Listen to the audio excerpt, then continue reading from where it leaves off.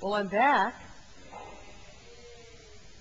Had a great time meandering our way out to Denver and then visiting with our son and then kind of shooting back on Route 80 to get here. Let me tell you, though, I really want you to know how much I appreciate your willingness to give your pastors time off for vacation and refreshment. What a gift it is. You need now to encourage this one to use hers. Half of it? I suppose it's only August. You got time yet to use the other half. While I was away on vacation, I had the privilege of worshiping in two congregations, one in Salina, Kansas, and one here in Buffalo, New York. Now, don't get angry with me. We got back last Saturday night, but chose not to show up at our own churches. Oh, I did want to sing, but I didn't want to come and have to work because it was still my vacation. So we went downtown to Holy Trinity Lutheran Church. Let me tell you, they didn't do worship right. Now, I know we pastors are terribly critical when we go places. And maybe musicians are the same, Diana. I can't speak from your shoes. But let me tell you, we do it right. And nobody else does. You see, the pastor in Salina, Kansas, when he talked to God, he stood like this. And when he talked to the people, he stood like this. You remember those days? When pastors used to do the little do-si-do up here? Yeah? Yeah, that pastor, he actually wore vestments. I know, that's odd, but... And the songs they sang at Salina, Kansas, they sang with gusto, but they were awful slow.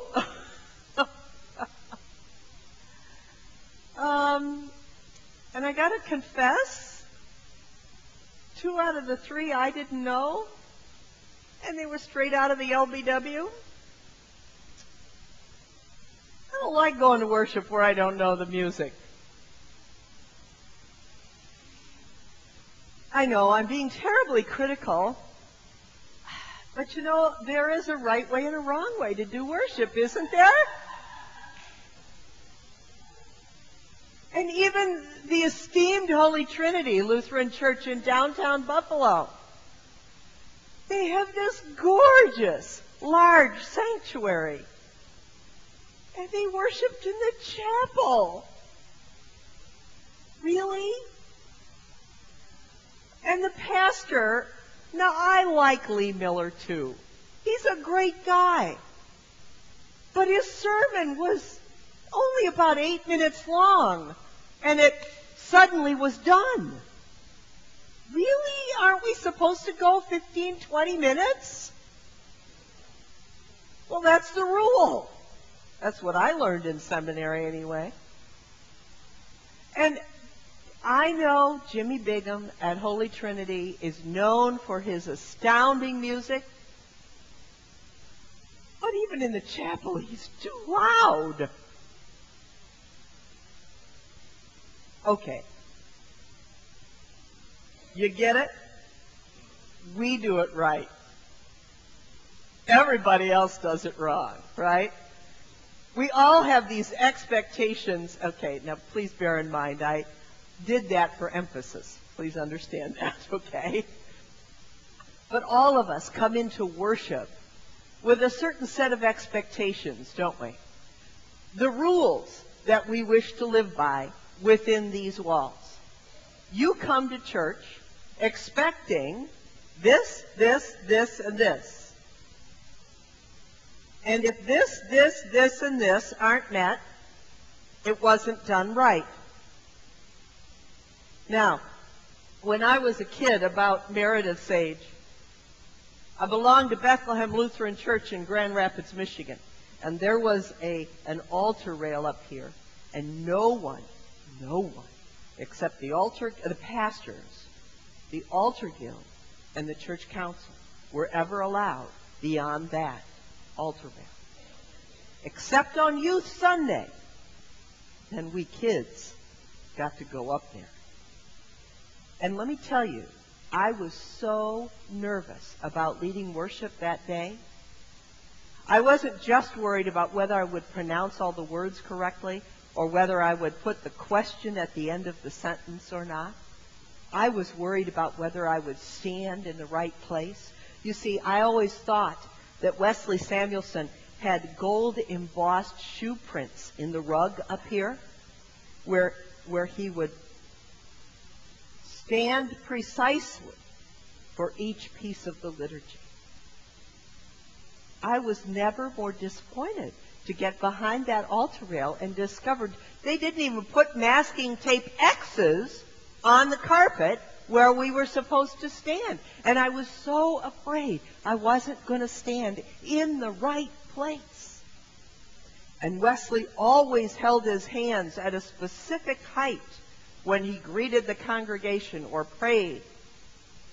And I can't tell you how hard I worked on making sure I didn't do this or this or this, but it was correct at the right angle, facing the congregation, the right angle this way.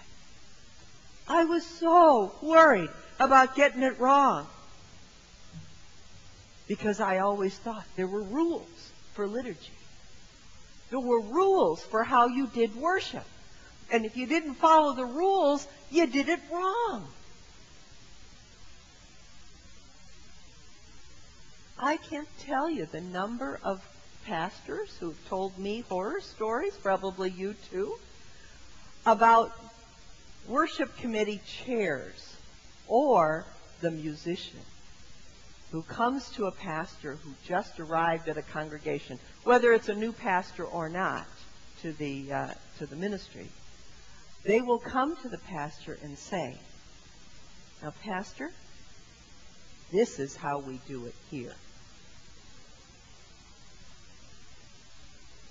This is how we do it here. There's a right way to do liturgy and a wrong way." Oh, yes. Colleagues who go into congregations without full-time pastors, and they proceed to tell the congregation they do it wrong. Because there are rules, you know? There are rules. And if we don't live up to the rules, I used to think God was going to strike us dead. Now, that's the problem Jesus faced in our text today. He's teaching in a synagogue. And this woman who is bent over and has been bent over for 18 years, she walks like this. We have a shut-in who is bent over like this, and I always feel so sorry for her because she never leaves the door unlocked for me. She always has to come to the door to answer it, and she comes like this. And quite frankly, my neck gets tired. I mean, she walks with a walker, and she can at least lean, but she has to look up like this. Can you imagine 18 years of this?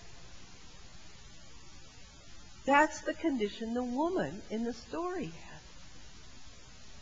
And Jesus looks out at her. She's just sitting in the congregation. She doesn't even come looking for him. She's just sitting there, worshiping God.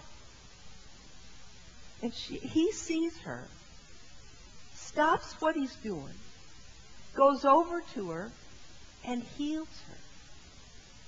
Can you imagine the liberation she must have felt to be able to finally stand up straight and truly fill her lungs with air? What a life-giving action on the part of Jesus. But the officials in the synagogue told him he was doing it wrong. He wasn't playing by the rules. He wasn't living within the boundaries. Now bear in mind, I think boundaries are a good thing. They help us to flourish safely.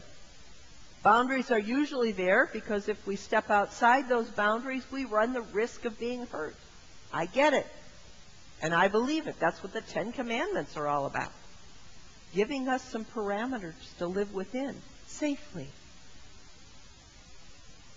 But sometimes we can be so bound by the rules that we miss the point. And that's what happened to this Jewish leader in the synagogue. He totally missed the point of what worship and the Sabbath were all about. It wasn't about living up to the rules.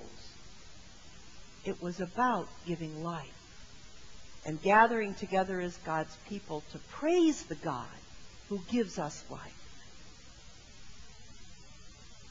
Is that what you're here for today? I hope so. I hope you're not here expecting a set of rules. Because your rules and my rules and Pastor Mary Ellen's rules are all going to be different. The rules in Salina, Kansas, the rules at Holy Trinity, Buffalo, they were different. Were they wrong? No, not really. But when we live by the law, we miss the grace. That's what happened that day in that Jewish synagogue. They missed the grace that was in their midst. They missed the life-giving Jesus, who cared enough in the middle of worship to stop and say, hold it, there's a gal out there that needs me. I'm going to go and help her now. You see, the Jewish leader said, wait a minute. There are 6 days when you can heal, but you can't do it today. Really? Really? Are the rules that stringent? That when someone in need is in front of you, you can't stop what you're doing to care for them? I was reading an article in the newspaper this morning before I came to church about the young boy that was killed at Sheridan and Delaware Road. Read it if you get the Buffalo News. Take time to read it. Because a whole bunch of people stopped their cars in the middle of Sheridan Drive, in the middle of rush hour, left them, and went to help this kid that had gotten hit. They didn't all have EMT training. They didn't all know what to do when they got to that accident scene, but they stopped. They didn't live by the law. They left their cars in the middle of Sheridan Drive. Really? Yeah, really. They stopped in order to attempt to give life to a young boy hit by a car. If they were going to live only within the rules, they would not have stopped in the middle of Sheridan Drive and left their cars there. If they had no EMT training, they would not have gone over to help, because what could they do? They didn't know what to do. We gather today, and I know all of you come with a list of expectations. Maybe you expect your pastors to be wearing vestments. Maybe you expected to sing only hymns out of the LBW. Maybe you expected to sing them only at a certain tempo. I don't know. Maybe you expect us to always preach from that pulpit. And by the way, there's a good reason we don't, or I don't. I just want you to see this. Can you see me? Do I look a little lost? But we all have expectations. We all have rules. But on this day, on the Sabbath day, as you come to this place, I hope your expectation is not that we're going to follow a certain set of rules, but that you have come to sit in these pews to give glory and praise to the God who lives among us and gives us life in this day and age as well. That's what Jesus did for that woman so long ago. That's exactly the same reason we gather. Not to live up to expectations, but to give the God who gives life our praise and our thanks. And sometimes we don't know the music. And sometimes the pastors don't even look like pastors. They wear crazy African dresses. Sometimes we don't live up to expectations. But does that change the God that we worship on this Sabbath day? Not at all. I've come, and I hope you have come, to offer him my thanks and my praise. Amen.